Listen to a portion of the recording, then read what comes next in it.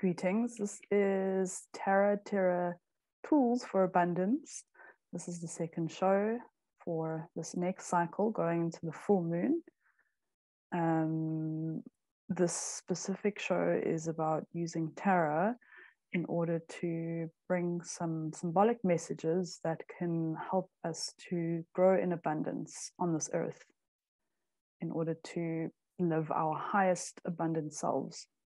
So Terra is a way to receive messages from the subconscious and from spirit, however you see the subconscious. It can be from spirit, it can be from your higher self, it can be from your lower self.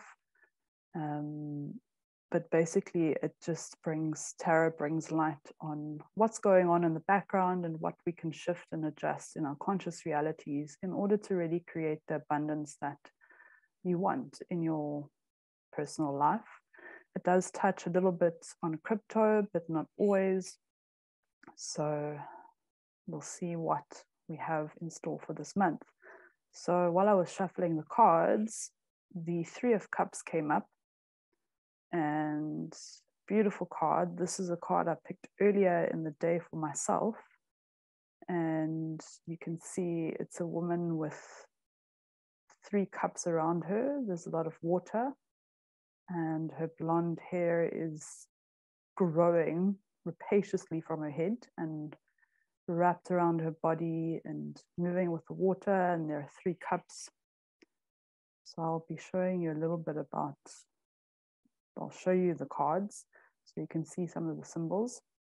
But basically the Three of Cups is about creativity and feeding your endeavors with creativity. So creativity is not always about painting or doing something typically creative, like painting or writing a song or making pottery or dancing, creating a dance piece. Creativity is about the act of creating and what inspires you in the act of creating. Is it cooking? Is it spring cleaning? So connecting to what is really sparking your creativity, is sparking some sort of movement and inspiration within you.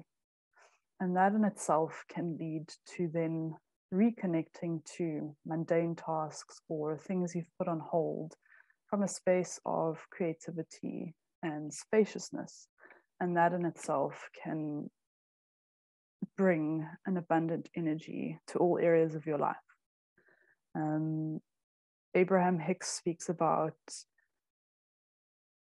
following your next best desire. So you might suddenly desire to, she speaks about in one of her recordings, move your furniture around, and that can catalyze a further inspiration. You might find a business card of someone that you've completely forgot about and that who can help connect you within your business. So those sorts of things. So following your inspiration, where does your inspiration want to take you? So that's the overarching card for the 10 card spread that I picked for us. So I'm just going to go through it in a story-like fashion. So we're coming from a space of death. So I'll show you the lovely death card. And death is about change, really, not necessarily literal death. So coming from a place of change, coming from a new space, a space where things have literally gotten to the bottom. There's a lot of illness going around lately, dis-ease, so that might be relevant for some of you. We've also had the festive season, so it's been a little bit of a quiet time, not really a time for rebirth yet, but a time for putting things down, for ending things, for closing things off. There's also been an energy recently of feeling overwhelmed, so emotionally overwhelmed, and feeling like you're holding too much. So with that, I'll show you this card, Seven of Cups. This is a card of emotional overwhelm, and it's also a message to face emotional reality. This figure is choosing to hold all these cups, and this figure can also get a table and gently put down each cup and have a look which cup is full, which cup is empty, which cup needs refilling. So it's a good time to, coming from death, put down your cups and have a look at each one of them from a space of mental clarity. There are a few cards in the reading that pertain to the mind and the need for admitting defeat where you feel defeat in your life. There are times where one tries to put a positive, brave face on and make as if things are nice when actually they're not. So I'll show you the card of defeat. These cards are pretty graphic. How they help as well is we get to project our stories onto the cards. So the cards hold the story of the subconscious, collective subconscious, which I'm reading now, offering a reading on now, and also for personal use. So this defeat figure is quite strong. He's on his knees. There are swords pierced right through him. There's a pool of blood, but there is a blue rose, which shows the blue rose of the impossible. So once you admit defeat, once you acknowledge where you feel defeated in your life, new life can form. So it can also be a matter of what is feeding your soul in your life, what is draining you, and what can you do about it. So the what can you do about it is reflected in the Knight of Wands. Knights are all about action, and this specific knight, it can show taking action or not taking action. This specific knight is on a horse with his wand, fiery and ready to go. So it's about taking action towards defeat, which is quite interesting.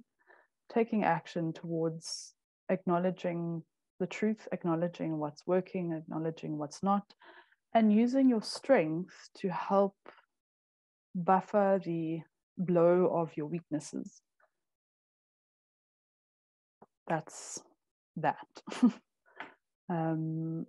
It's a good time for manifestation and for hermiting. So we've got the major arcana tarot cards. We've got a few of them. I showed you the death card. We've got the magician, who's all about manifestation. The magician's lesson, though, is to refine his ability or its ability to manifest. So the magician energy has a lot of power and energy and realizes its power and energy, but hasn't quite refined its ability to manifest in a clear way. So you see those movies of someone who discovers magic with a magic wand, and they're just kind of shooting it in any direction, and they might blow something up. That's the energy of the magician. And a way to refine your magician energy and your ability to manifest is to clean out, spring clean a little, acknowledge the spaces that don't nourish you or provide growth and nourishment for you to be able to manifest a bit more clearly. The magician also advises us to keep practicing. So it's not to wait until everything's refined and perfect. It's to keep practicing that manifesting, but also know that there's space for refinement and shaping. There's an energy of reshuffling and adjustments. It is the beginning of the year, so there seems to be movement, can be a change of work, change of home, and it's best to take action where you can,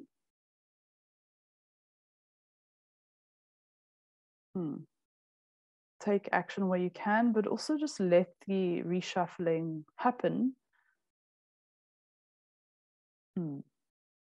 That's what I have for that.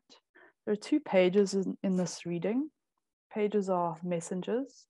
So it's also, the pages can tell us there's a page of swords and the page of cups. The pages can tell us, bring us external messages that give us a few more clues about where to put our energy, where to put our efforts. And that's specifically connecting to crypto. It's about waiting a little bit. There are some reshuffling energies going on, either in personal life, in your personal life, or in the background of the crypto sphere, in the cryptos that you are interested in. So waiting for the message, almost waiting for the go-ahead. And waiting for the go-ahead is what I have there. Some of you might be connected to people who are experts in crypto, so waiting for the go-ahead from them, or waiting for your gut feel. Going back to the 5 of Swords, the energy of defeat, it's also an energy of cleansing and cleaning and sickness. So waiting for that to pass and until going ahead with any specific plans, whether it's to do with crypto or anything really, anything new in your life, waiting for the go ahead. And also trust that the message will come.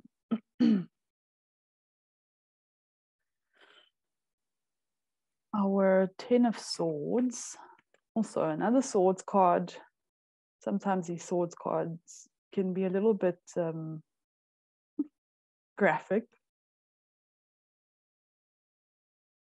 10 of Swords pertains to a bit of an ego shift or an ego death, or you've got these 10 swords pierced through you. We've already had the 5 of Swords, 4 swords pierced through the figure, with 1 sword left to fight with.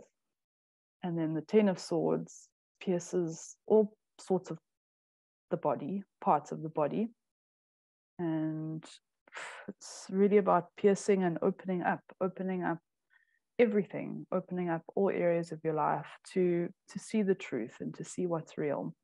And from that place, when you do that, when you allow yourself to be pierced open, whether it's through illness, whether it's through admitting defeat, whether it's through letting something go that was passionate and nourishing and isn't anymore, letting that go, to open up completely in order to receive enough clarity to create and refine that abundance in your life.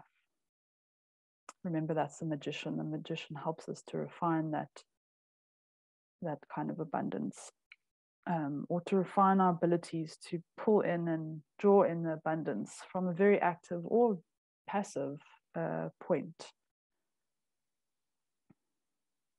We finish off with the Hermit card, which is quite interesting. So the Hermit's all about staying within, staying inside, taking stock, being quiet, and not feeling guilty about it, acknowledging that you're doing that to be better for your outside world, whether it's for your family, for your partner, for your work, all of that.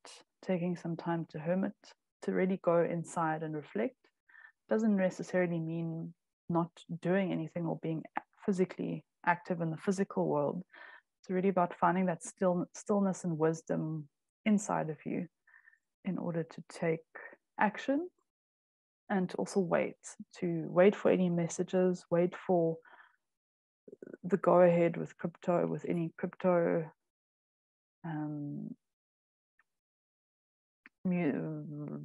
endeavors that you're going for. Taking time for that, taking time for your emotional and mental well-being to balance out also, and cleaning. So that's the fullness and full picture of Terra Tools for Abundance. Remember the overarching theme, the Three of Cups, a time for creativity, or a message rather, to follow your highest creative passion, whether that's spring cleaning, cooking, feeling an urge or impulse to do something that is out of your ordinary routine. You're encouraged to do that. And of course, if you have a creative outlet, spending a bit more time with that, gardening, knitting, painting, all that stuff.